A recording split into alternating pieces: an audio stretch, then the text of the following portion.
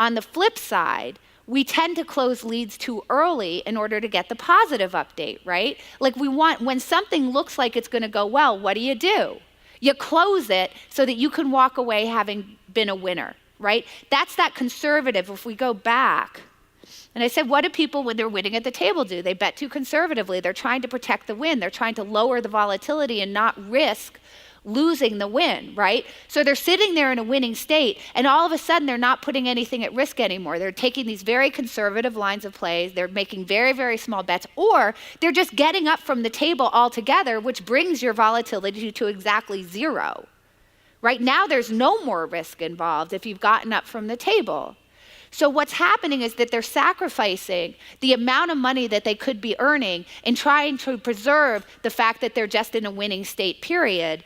And that's what you're seeing in the sales situation too. People pursue leads too long that are dead because they don't want to experience the pain of paying, of cashing out and being in that losing state, and they close the sales too early. Like the really good model for life and decision making is chess. How many times have you heard recently, oh, he's playing three-dimensional chess, right? You don't understand. There's three-dimensional chess. This is sort of the model that we look at as great decision-making as chess. But the problem is that life doesn't fit very neatly on a chessboard.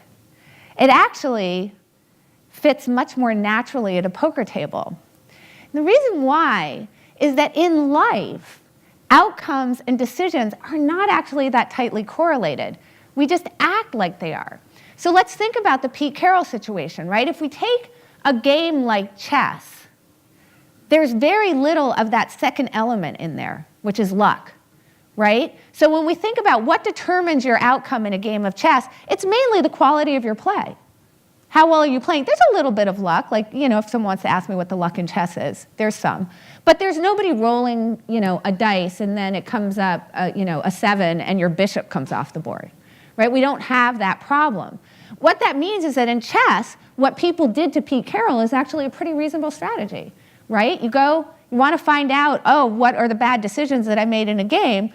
Go look at the games that you lost, and you'll probably find a lot of really bad decisions in there.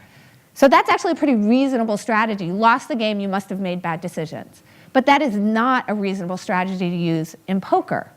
If I lose a hand, I could have played the hand perfectly well, but because of a turn of a card, because of this intervention of luck, I could have lost.